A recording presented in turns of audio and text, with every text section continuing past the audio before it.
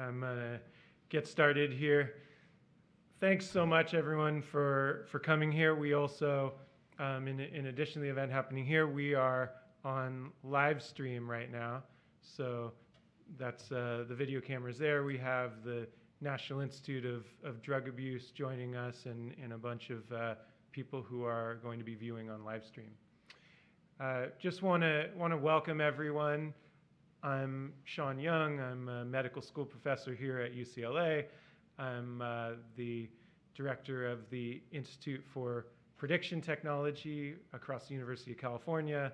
And today we're going to be talking about this event, which is co-hosted with California Highway Patrol to study and talk about the new laws around cannabis starting in 2018, along with the implications for health, technology that can be used for this, as well as implications for driver safety. I was, as some of you know, I was recently in New York. I just got back yesterday, and in some of our meetings there, some of our meetings were with the New York City Police Department, NYPD, and there was an officer there that I was talking to, and he mentioned that he had just pulled over someone, and the person was driving slowly, and the person was weaving a little bit, and when he walked up to the person, he said there was a cloud of smoke in there, and he said, "How high are you?" And the man looked at him kind of confused and said, "No, officer, it's hi, how are you?" No, it's just a funny story, but substances, including marijuana, change our judgment and decision making, and therefore it's important to be able to understand the implications of how to make a safer experience, especially on the road, and how to improve safety with the coming laws, and make sure that we have a safe and health environment. And we believe that there's a big role for technologies to be able to help with that. So that is the purpose of this event, and I want to give a big thank you first to our sponsor, Jiffy. As an organization, we want to thank Jiffy for sponsoring this, and also want to give a big thank you to California Highway Patrol for being here, and to my staff, Kate Powell and Claire Houlihan. Claire, we couldn't have put this together without you. You've been so helpful. Thank you so much. All right, so without further ado, we'll get started. We are honored to have for our first speaker, Assistant Chief Kevin Davis from the California Highway Patrol.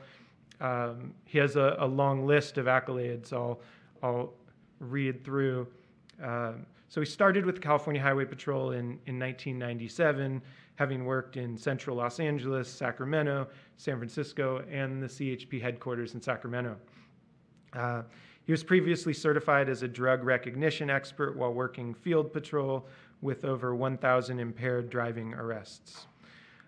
Other administrative assignments of his include having served as the CHP Accreditation Manager and Commander of CHP's Research and Planning Section.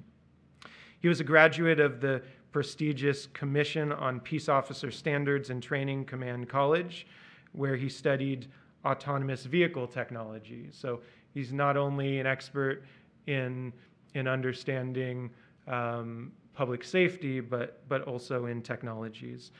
He's currently Assistant Chief of California Highway Patrol, where he oversees the newly created Impaired Driving Section at CHP headquarters in Sacramento. Okay, everyone, please give a warm welcome for Assistant Chief Kevin Davis.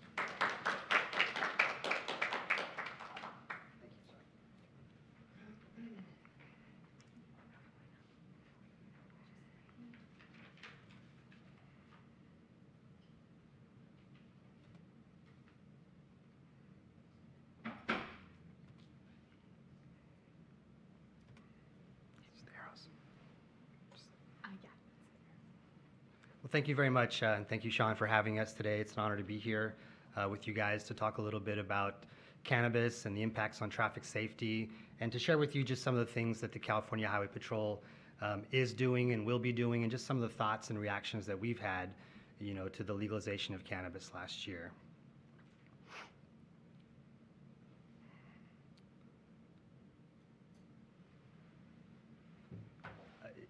It's not showing on my screen. I'm sorry that it's not changing slides.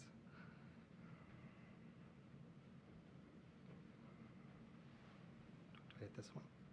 Go from current slide.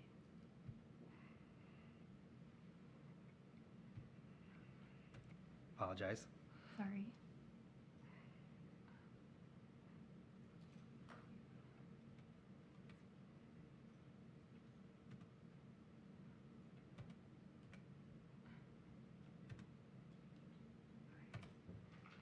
Okay, thank you. I'll make that work. So again, thanks for having me. So we're obviously here to talk today about cannabis and the legalization in California. And the big news, of course, recognizing that medical cannabis has been legal since, I believe, 1996 in California. So the use of cannabis by residents of California is not necessarily new, but the recreational use of cannabis being legalized in California is new. And that started last November with the passage of Proposition 64, which essentially immediately legalized the use of recreational cannabis for adults in California, and is going to authorize the legal sales of cannabis beginning in January 1st of next year. So what does that mean? Obviously, as there's a lot of implications from transportation to taxation to industry, but what I'm going to talk about today is the focus on traffic safety.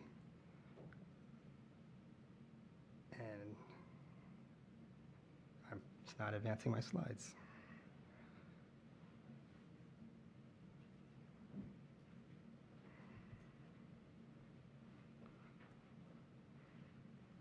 It was working like right It's one of these. It's not going full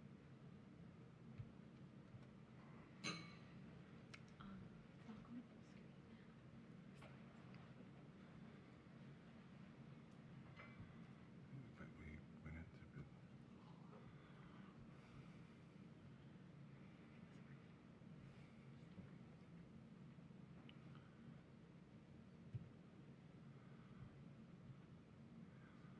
Let's reload it.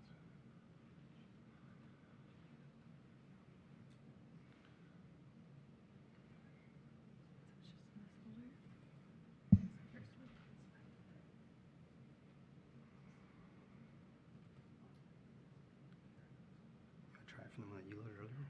Yeah, I don't know what changed. It should be the same thing. I don't know. Should we try the PDF maybe? It's on here, just one advanced slides. That's why. Oh, this is open. That's competing. Whose is this? Do you need to close it? Oh, okay. That's taking control of that. Okay. Let's see if it'll work now. I think there was competition there. But we should be. Yeah, the PDF is. Do you want to use the PDF version? Yeah, I I can think we're gonna have to redo that. Can you grab a mic and just talk? Well, I'm gonna restart it. I can get the PDF. Yeah, but we can't. It won't work in that.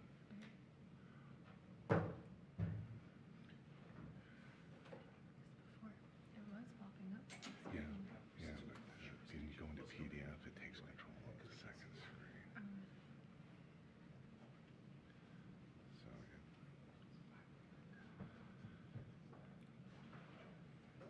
yeah.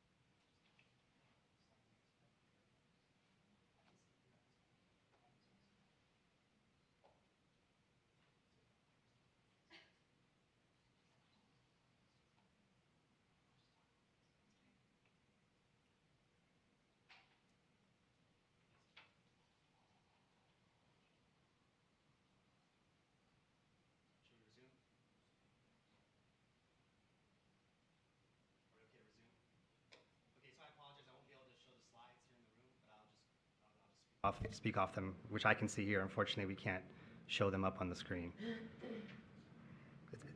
It's okay.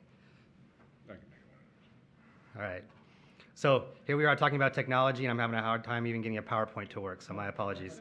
But as I was saying, and as most of you know, in November of last year, California voters enacted Proposition 64, which legalized the adult use of recreational cannabis in California and authorized the legal sales of cannabis beginning in January of next year. So what did that mean for the CHP and what did that mean for law enforcement? Well, it's going to have a profound impact, quite obviously, on my profession. Everything from the sales of cannabis to the regulation of cannabis to the transportation. There's going to be a litany of impacts to the law enforcement profession. But I think as a member of the California Highway Patrol, our number one concern is public safety and traffic collisions and how that's going to play out on our roads, right? And how is it going to play out? I wish I could tell you today that we know precisely what is and is not going to happen, but we don't know. You know, there's a lot of studies out there, there's a lot of research, some showing that there might be this profound increase in traffic collisions, others showing there may be a negligible increase. But the point remains, it's something we're very concerned with. And that's not just cannabis-impaired driving, it's drug-impaired driving in general. In 2015, the National Highway Traffic Safety Administration reported that drugs were present in 43% of fatally injured drivers with a known blood result. It's a very high percentage, and for one of the first times, it actually exceeded the percentage of drivers with alcohol in their system, fatally injured drivers. So that's something that we're obviously very concerned with, something we're taking note of, especially with the impending legalization of cannabis. And when the National Highway Traffic Safety Administration and others do roadside surveys, cannabis is by far the most prevalent drug that's used and reported of drivers who use drugs when driving. So it's something we're focused on, it's something we're aware of, and something we're really trying to take a close look at as we move forward into next year and now. And what's that going to mean for crash risk? Again, varying studies, varying results. The Insurance Institute for Highway Safety recently reported that with the legalization of recreational cannabis in Colorado, Oregon, and Washington did result in an increase in crash claim frequency. So we don't know how much, but we do believe that traffic collisions are going to increase as a result of more people using cannabis and driving vehicles on our roadways. I wish I had the PowerPoint. I have a slide that talks about, it kind of shows a trajectory of the increase in traffic collisions in Colorado, and it pinpoints when it was legalized commercially and recreationally. And again, you see the slight increase as you move across that spectrum. And that, again, Colorado is obviously a very different state than California, very different geography and terrain, but nonetheless, it's something that we're keeping an eye on and something that we are concerned with here in California as well. But what we don't know much about, so although we know there's probably going to be an effect on crash risk, what we don't know so much about is how marijuana affects individuals. Unlike alcohol, where we have a very good idea of what someone's blood alcohol concentration is, at what presumptive levels that person becomes impaired, there's a lot of scientific research behind that for alcohol. There's not as much and very little, quite frankly, for cannabis. The relationship between a drug's presence in the body, its concentration, and its impairing effects on driving are complex and clearly not as well understood as that of alcohol. As such, relative to alcohol impairment, it's much more challenging to recognize cannabis or even drug impairment for our officers who stop people roadside.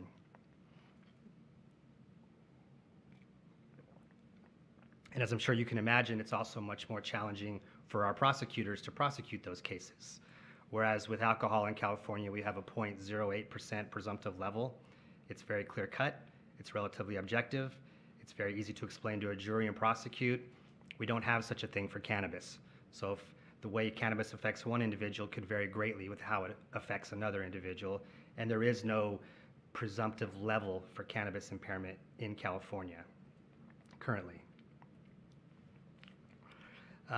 A quote that I had I thought was interesting, and again, this is attributed to the National Highway Traffic Safety Administration in 2015, it said, "At the current time, specific drug concentration levels cannot be reliably equated with a specific degree of driver impairment." And that's what I was alluding to previously, is that we don't have the science at this time behind presumptive levels of cannabis impairment like we do for alcohol impairment. However, as I alluded to previously, we do know that there is going to be some impact to crash risk.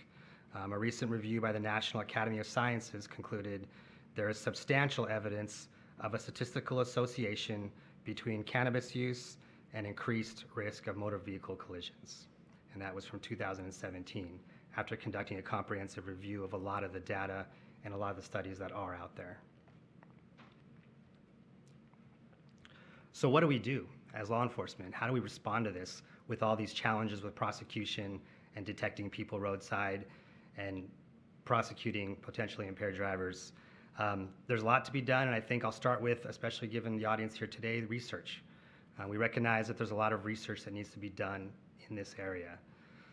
There's a lot of training to be done as a result of the research. A lot of education to be done, public education, making sure the public understands the dangers associated with cannabis use and driving. I've talked to a few people who some believe they're actually safer drivers when they're using cannabis. They believe they're driving slower and more cautious. And quite frankly, I don't think anything can be further from the truth. I think it definitely can impact and affect your ability to drive safely when using any drug, including cannabis. And how is law enforcement going to enforce this? Again, we've been enforcing drug-impaired driving for a long time, but the pressure now to really focus on cannabis-impaired drivers is increasing.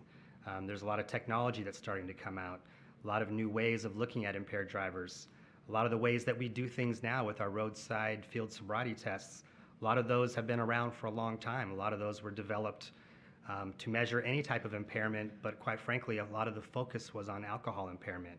So those are some of the things that we're really thinking about now as we enter into this new age, if you will, of cannabis legalization and an increased proliferation of drug-impaired driving on our roadways in California. Another area, of course, that goes along with the research is the evaluation of technology that's out there to assist us in our detection and evaluation of potentially impaired drivers. And finally, data collection is, again, another challenge for us as law enforcement. Talking to some law enforcement officials in Colorado, their advice was you really want to start gathering as much data as you can on this subject as you move forward. And the challenge is in California, for the longest time, the way we code our traffic collisions, for example, is based on what we call a primary collision factor. And that's the vehicle code section which our investigating officers believe caused a collision. For the longest time, up until just very recently, the laws in California for impaired driving, there was one law for impaired driving, whether it was alcohol, whether it was drugs, whether it was a combination of alcohol and drugs. So if you go back even as recently as 3 or 4 years ago, the only data that exists on motor vehicle collisions in California through our databases, which is the statewide integrated traffic record system, is how many collisions were caused by an impaired driver. We weren't able to break that down into drug impaired versus alcohol impaired, and certainly we're not able to break that down into which category of drugs were causing collisions. It's something that through the California legislature has addressed. There now are separate sections for drug impaired driving and alcohol impaired driving, and that's been of great assistance, but we still don't have separate sections to break down collision classifications by drug category. So it's something that we're working on now at the CHP, and it's something that we hope to have a much better grasp on as we move forward.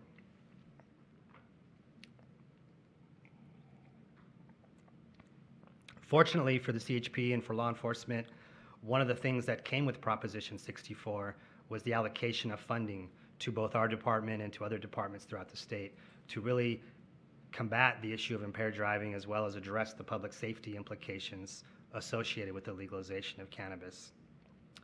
Starting July 1st of next year, the CHP will begin receiving $3 million annually to establish and adopt protocols to determine whether a driver is operating a vehicle while impaired and setting forth best practices to assist other law enforcement agencies. So obviously that's something we're very excited about. As I'm sure you can imagine, funding is always a big challenge in state government and in law enforcement. So the idea that they put some money behind this to really let us do some research and to do some evaluation moving forward is really exciting for us as an organization and something that we're gearing up for now. This funding may also allow the CHP to make grants to public and private research institutions for the purpose of developing technology to help us determine when a driver is impaired. And I'll talk a little bit more about that in a moment. But before I talk about the technology, I want to briefly touch on other sources of funding. Beginning in the year 2022, Proposition 64 mandated that a floor of at least $40 million be allocated to the CHP annually, and that's to make grants to qualified nonprofit organizations and local governments for education, prevention, and enforcement of DUI laws. So a lot of these things we're talking about, it's encouraging, despite the potential impacts to public safety, it's encouraging that some thought was put into the proposition to allow some funding mechanisms so that we can have a way of addressing and kind of taking some of these issues on and doing some research and doing, quite frankly, some meaningful work as we move forward into the coming years. And of course, that funding can also be made available for some of the other issues I referenced earlier, such as education and enforcement and things of that nature. Additionally, by the year 2022, the CHP, as outlined in the proposition, will be receiving $10 million a year. This is a separate funding source to conduct training programs for law enforcement for detecting, testing, and enforcing laws, impaired driving laws, including impaired driving by cannabis.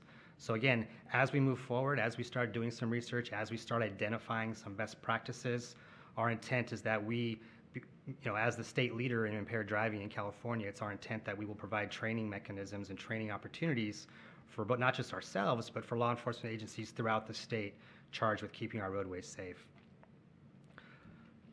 So again, that's something, as far as Proposition 64 goes, that we were very encouraged about, is to see the funding mechanisms and to know that there will be some ways to help us as we try to address these issues moving forward.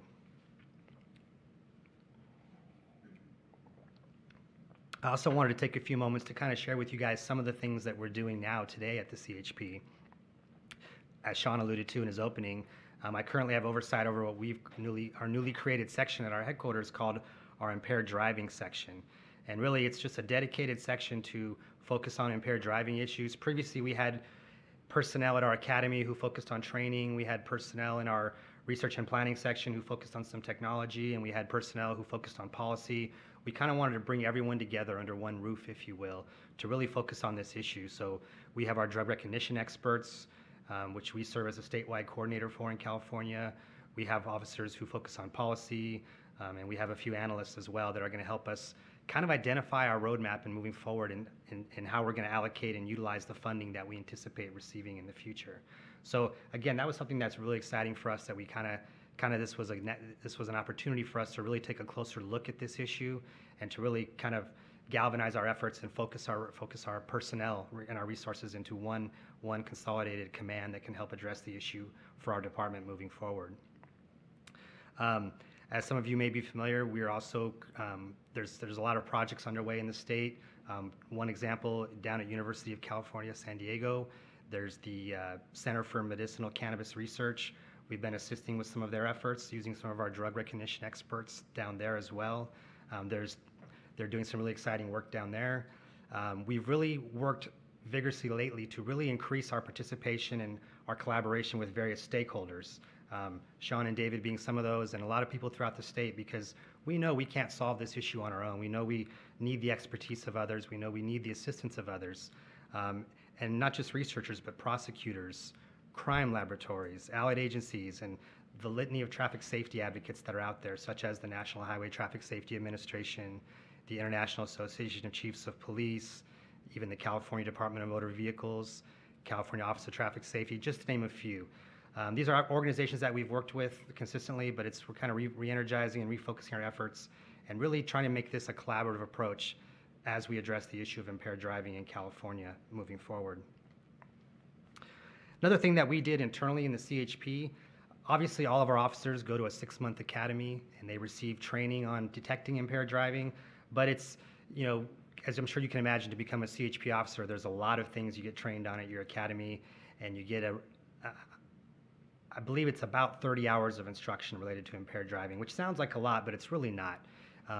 Identifying, apprehending, pulling over, and testifying in an impaired driving case, those are challenging issues for law enforcement.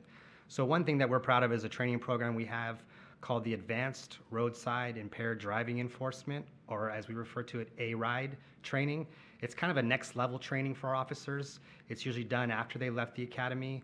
It's a 16-hour course that really focuses just on impaired driving and also focusing on identifying drug impaired drivers. I can tell you early in my career, I started in central Los Angeles, very close to here. I was very confident when I stopped a driver, when I smelled alcohol and saw signs of alcohol impairment. I was a lot less confident when I stopped a driver who had, just seemingly wasn't acting right, but there was no alcohol odor. I had no device to test their alcohol level or their drug level. And that was a challenging issue. So that's why we've identified the need for this training program. And we've actually, our goal as a department is to make sure every CHP officer in the state and every CHP sergeant in the state receives this training by the end of 2017. To date, we've trained over 6,000 of our personnel in this training, and we are on track to ensure that all of our officers and sergeants will be ARIDE trained by the end of this year. And again, that was specifically done with an eye on looking forward and kind of addressing what we can in the near term, these increases that we anticipate, and quite frankly, we're already seeing in drug-impaired driving in California. I referenced earlier technology. I haven't delved into this as much as I'd like to, but I've seen a few demos. I've talked to some vendors. I've talked to some researchers. The field of roadside drug testing technology is rapidly evolving, and it's really exciting. We've been using what we call preliminary alcohol screening devices for many, many years in the CHP. It's basically a handheld breath testing device. It takes about 2 minutes, and you get feedback on someone's blood alcohol level within a minute, basically. And so it's very straightforward. It's a very valuable tool for officers. But currently today, we don't have a tool, we, the CHP, don't have a tool that does the same thing for drug impairment. Some of the things that are being developed are oral fluid testing devices that are being piloted by some agencies right now in California. There are some breath drug testing roadside devices that are currently being developed for use in California and elsewhere. I haven't seen any, but I've even read about some transdermal testing that's being developed out there. So there's a lot of exciting avenues out there right now that really would be a good tool for our officers. So again, as we move forward, as funding allows, these are some tools that we're going to be taking a closer look at and really evaluating to see how those apply to us in our operations and how they'll help our officers roadside into identifying and apprehending impaired drivers. Because the last thing we want to happen is for an officer who's stopped someone who may be drug impaired and lacking that extra tool and or lacking that extra training, lets them go and they travel on and they commit, a tragedy happens. That's what we don't want to happen. So we want to put as much training in, we want to implement as much training as possible and put the best tools in the hands of our officers as we can and moving forward.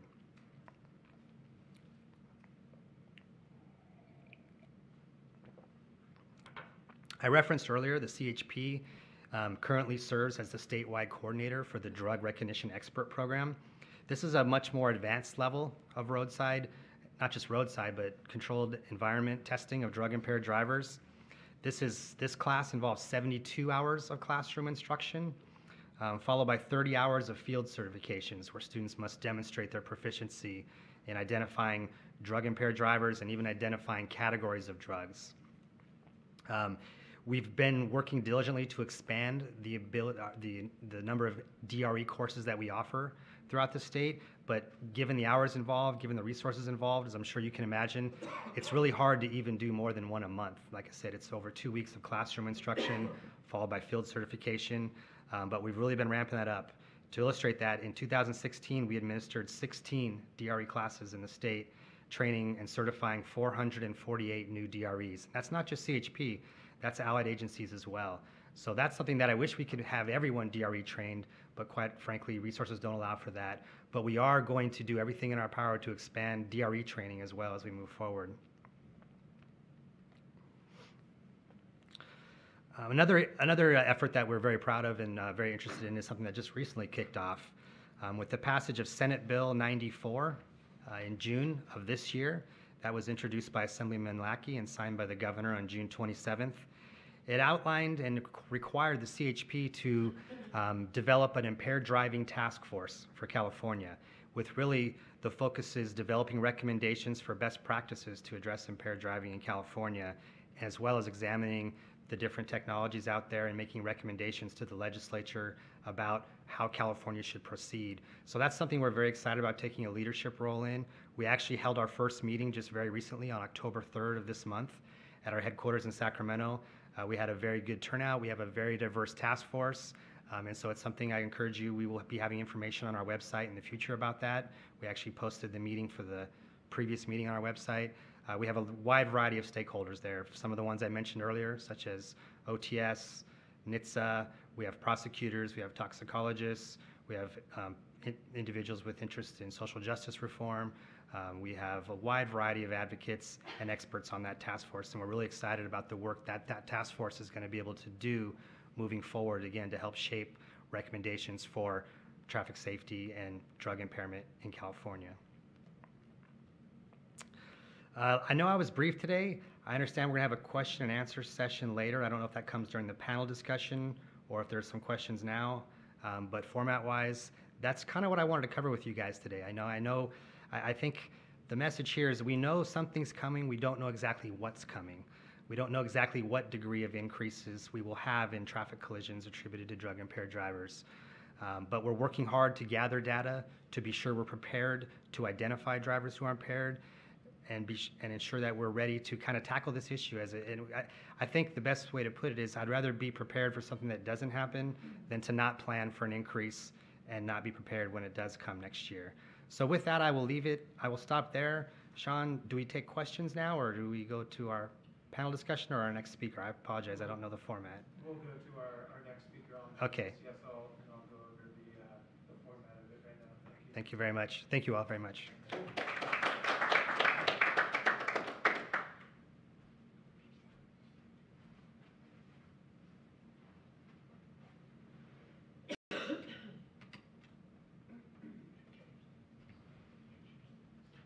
You're swapping computers? Yeah. Okay, great.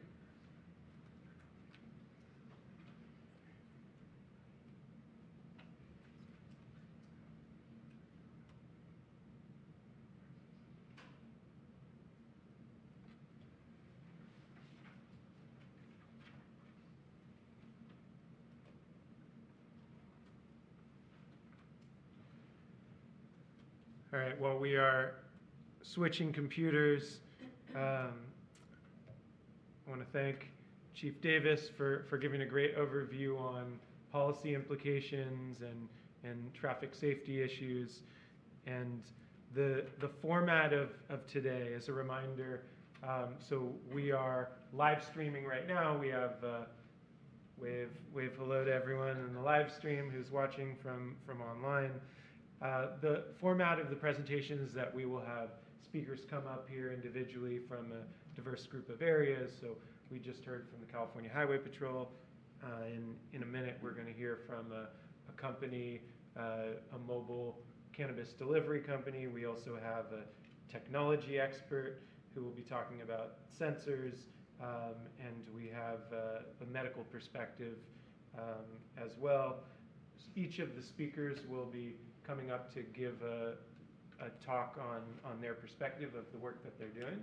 And then at 1:30, we will have a panel discussion where we'll invite all the speakers to come back up here to this table, and we will have will be a moderated discussion where we can be able to ask questions to them. So in anticipation of that, any questions that you have during the talk, please write down the questions. And what we are doing is both we will solicit questions from everyone here to be able to ask them in a moderated format. We are also requesting on the live stream. We're collecting through it's on YouTube, Facebook, Twitter, I believe, Periscope also, and we are collecting questions from a live audience who can be able to prepare us with questions that they have. Almost there.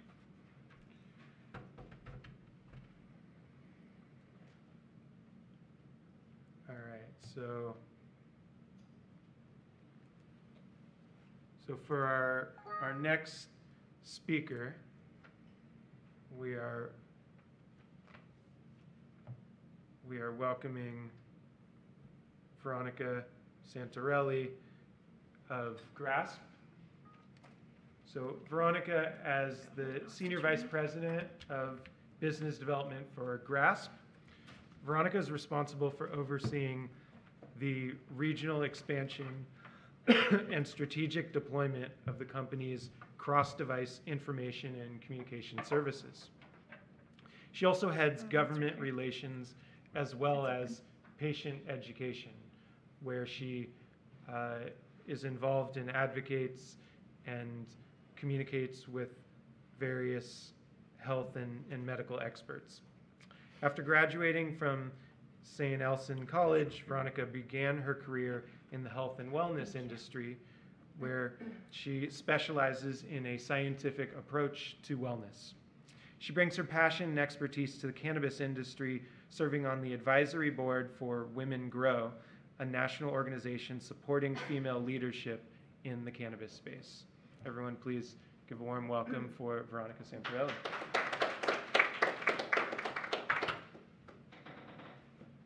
Hi, everyone. Thank you so much for having us here. Honored to present to you today.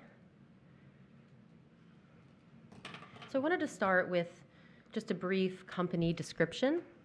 GRASP is a regulatory communications and logistics technology for the safe and transparent delivery of premium lab-tested cannabis in California and in Arizona.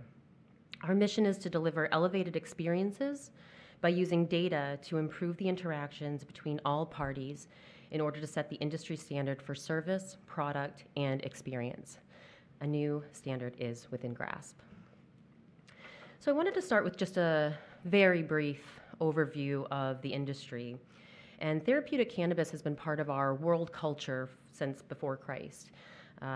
It's been well documented in ancient Chinese history, in many other cultures, and it was actually part of the U.S. pharmacopoeia until from 1851 until 1942, and was commonly prescribed by physicians for a number of ailments, including epilepsy, cancer, rheumatism, menstrual cramps. It wasn't until policies passed by President Johnson and President Nixon when he created the War on Drugs and created the Controlled Substances Act in 1970, which listed cannabis as a Schedule I substance next to heroin and LSD. In 1996, California became the first state to enact a formal medical program with the Compassionate Care Act, or Prop 215. And it remained the largest unregulated market until 2015, when the Medical Cannabis Regulation and Safety Act was enacted in 2015. And before that, when the program just got started, it was real mom and pop dispensaries, very unprofessional, very fragmented processes. Many other states followed California with medical programs, and it wasn't until Colorado in 2014 became the first state to enact an adult use program. Now, although Colorado became the first state to enact a recreational program, they also became the first state to outlaw recreational delivery. And so Washington, Alaska followed suit. They enacted recreational programs, but also prohibited the service of delivery. Oregon became the first state to allow for recreational delivery with the help of GRASP, and I'll touch on that a little bit later. In 2016, California passed Prop 64, of course, and became the second state to legalize recreational delivery. Currently, 29 medical marijuana states exist, with 8 recreational states and DC.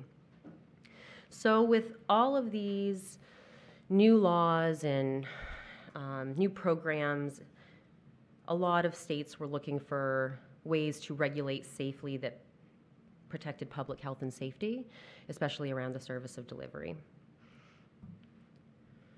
With that, GRASP saw an opportunity to set the standard, and with commercial legalization came a lot of questions. How will access and availability to adolescents be prevented? How will we protect our kids? What types of quality controls and informational controls will protect consumers? How will DUI and driving impairment be handled, enforced, and tested? How will commercial delivery be tracked to improve and ensure public health and safety? Well, the federal government also had questions and concerns, of course. And when we look at the importance of why regulated delivery, why it is important, you really need to look at it from both a recreational state as well as a medical state. So let's first look at a recreational state and look at the Cole Memorandum. So in 2013, the Justice Department published the Cole Memorandum, which was a list of stipulations laid out by our Attorney General at that time, James Cole. Jeff Sessions, our current Attorney General, also approves of these stipulations. And it basically gave states guidance. It gave federal, state, and law enforcement guidance as to the 8 most important areas for them to create a very accountable and transparent framework for regulating the cannabis movement. It also said that states needed to mandate an seed-to-sale tracking system to track the growth, distribution, and sale of cannabis. And so when we saw this Cole Memorandum and we saw what was happening in Colorado and Washington and Alaska, we really wanted to get ahead of the trend that was happening with outlawing and prohibiting delivery. And so as soon as Oregon passed its Measure 91, which was its recreational program, we went and we testified in front of the legislative committee to explain the importance of regulating the service. And we brought with us information from Colorado, from Washington that stated police reports and news reports that showed that the black market was thriving in the illegal delivery space and that recreational license holders were losing business to the black market and the drug cartel. And recreational license owners were frustrated because they could not compete in that area. And so Oregon had the opportunity to look at that data and to look at those reports and to get their program right. And so with the help of GRASP and us showing our transparent system and pointing out that with the 3 points that our technology already addressed in the Cole Memorandum, so 3 of the points that our technology already addressed was preventing drug driving by giving an alternative method of acquiring cannabis to recreational consumers. It prevents diversion to minors with our HIPAA-compliant servers and verification system. And then preventing cannabis revenue from funding criminal enterprises and drug cartels. When you prohibit a service, the drug cartel comes in and takes over. When you regulate, you have safety, transparency, and guidance. And so with that, Oregon became the first state to legalize recreational delivery, and GRASP was on the forefront of that as well. And looking at a medical program, why regulated delivery is important. Well, if you look at the qualifying conditions across the nation, patients with serious health conditions cannot leave their homes. Qualifying conditions across the border, cancer, Parkinson's disease, medical MS, Alzheimer's, dementia, PTSD, Parkinson's disease, debilitating diseases that prevent mobility. The organizations like the World Health Organization in 2014 called for the legalization and regulation of cannabis. And then organizations like the American Public Health Association talked about that legalizing the commercial sale of cannabis is an important public health policy. So regulatory bodies started seeing the data from Colorado and Washington. They saw that this is an important service for patients, that it's important in a recreational market to adhere to the Cole Memorandum.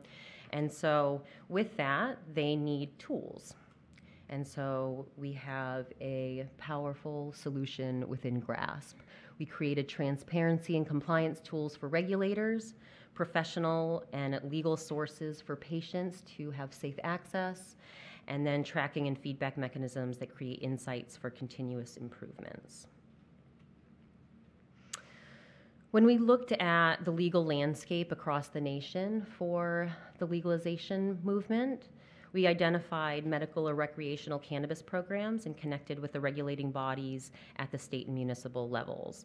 We spoke to a lot of Department of Health organizations, city attorneys, city council members, legislative bodies, city planners, and we showed them our technology. We talked to them about the partners that we were planning on operating with and It really helped us to include and consider their feedback, to understand their concerns, and to ensure that we were compliant with their current regulations.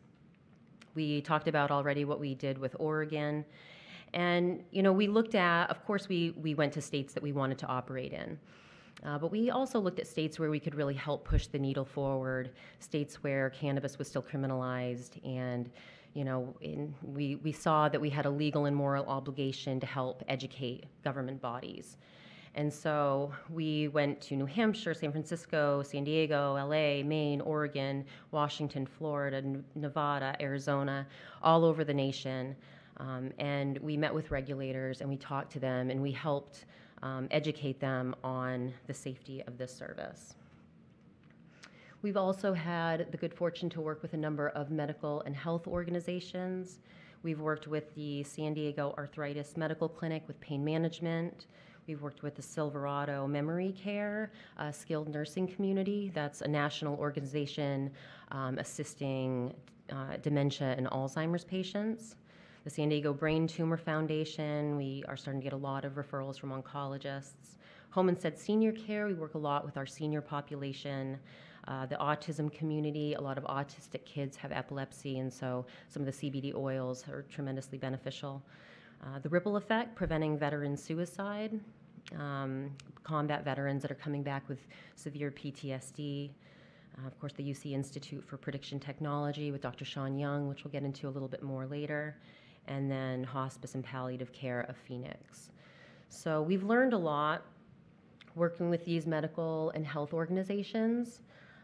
We've learned what delivery methods are critically important to patients. We've learned what delivery methods are the most effective, what products, what ratios of THC to CBD. And so when we looked at where we were going to launch, we looked at areas that were both licensing dispensaries and had regulated delivery and approved delivery. And so we wanted to look at the differences between two states that we've been operating in. So, sorry, let me go back. So in California, we moved down to San Diego. We launched with the first licensed collective in San Diego, Outliers Collective. Worked very closely with the county sheriff and county board of supervisors on a very regulated and highly detailed framework.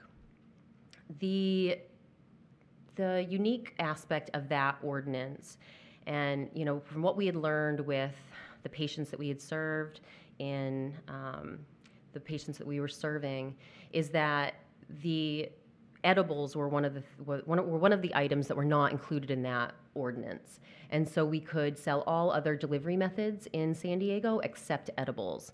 And when you've worked with pain patients and you've worked with seniors, you understand that edibles are a really important delivery method for that population. And so we continue to work towards collecting data and understanding the consumer and the patient needs in San Diego. And then we turned to Arizona, which also had an incredibly regulated framework that we could work under. We launched there with ZonaCare, a top-tier licensed operator, fully compliant with Arizona regulations. They operate 4 dispensaries across the state and are also vertically integrated. So they have cultivation, retail, and transportation licenses. I would say Arizona is the most regulated medical program in the nation. The Cole Memorandum mandates that recreational states implement a seed-to-sale tracking system. It's not mandated for medical states. Most medical states, New York and Florida now have that, but Arizona was the first, and they really wanted to get it right. So in 2010, when their program started, they implemented a seed-to-sale system immediately. Patients there, the cost of their card is $350. In California, you can get one for $30. It's a 2-week waiting process for patients to get their card from the state. It's mailed to them. After it's processed, they receive a unique identified patient number, and every product that they purchase is redeemed in the Arizona Health Department's website. So it's highly regulated. Delivery drivers all go through an FBI fingerprint background check. It takes 2 weeks for them to receive their dispensary agent cards. Again, they have a unique identifier. So for every product that's purchased in Arizona, the dispensary agent needs to enter that into the system. It's converted into grams, and then we can see whether the patient has enough on their biweekly allotment, which is 2.5 ounces.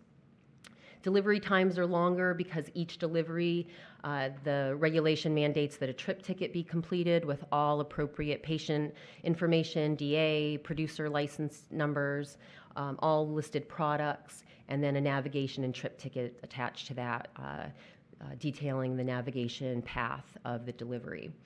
So despite the fact that it cuts down on delivery time or increases delivery times, which does decrease profitability to some extent, we are able, with that regulation, to serve our patients with every delivery method needed. So edibles, concentrates, tincture oils, flour, and concentrates. And that's really important because GRASP, as we have continued to study and learn what patients need, we've understood that edibles are an important component and that some patients absolutely need access to them. Now, with that, with working with government bodies, with working with health organizations, GRASP is very committed to continuing to work with researchers, working with Dr. Sean Young at the UC Institute for Protection Technology. We compiled in-depth research on the premium consumer and the medical consumer, where to find them, how to market to them. We segmented those audiences down and ran targeted interviews, structured surveys, and social experiments. And Dr. Gill will be detailing some of that data a little bit later. We ran controlled tests across the entire delivery experience to understand the variables that drove professionalism, trust, safety, and ultimately the desired outcomes with the consumer. We analyzed the audience's responses to product quality, pricing variations, operating minimums, customer support needs, and other patterns from data uncovered in multiple markets. And we continue to learn. So when analyzing cannabis delivery, we should look at where we've come from and where we are today. From going from a very unprofessional system to world-class service with GRASP, from lack of training and standard operating procedures to corporate training techniques and detailed checklists and standard operating procedures, from fragmented processes and manual dispatching to streamlined efficiencies through technology. From states like Colorado prohibiting delivery to states like Oregon and California regulating it, and Washington calling for GRASP to help overturn their delivery laws. And so the future for medical and recreational cannabis is bright as regulations get put in place and we start to understand the data that we are collecting. There's really incredible scientific discoveries being made in parts of the world like Israel and Canada and Spain, where national legalization is moving a lot faster than it is in the US. There's exciting discoveries to be made with CBN for sleeping and CBG for skincare and THCV for diabetics and weight loss. So really excited to see what comes from all this medical discoveries that are coming our way. Sports and national organizations for sports like the NHL, NHL, high-impact sports like boxing will start to overturn their policies on cannabis, medicinal cannabis at least. And starting in 2018, CBD will no longer be prohibited by the World Anti-Doping Agency. So we're moving in the right direction. Science will continue to replace stigma. Stigma still exists, but we do believe that someday the endocannabinoid system will be taught in traditional medical schools and integrative health will become more of a focus. And overall, the bar will be raised. Future of delivery regulations, continuous improvement and progression, of course, better technologies, data and insights, better technologies for increased access and driver safety, better testing for driver impairments. SDSU is on the cusp of some really exciting technologies. And then California setting the standard for mobile cannabis delivery. A lot of nations are looking at at California and are excited by what's happening here with mobile delivery through technology, and we're excited to work and grow internationally. And then more states will start to regulate delivery, cannabis programs overall, and cities and municipalities will start to overturn the bans that they've implemented. And I thank you so much for being an attentive audience. Please feel free to reach out with questions.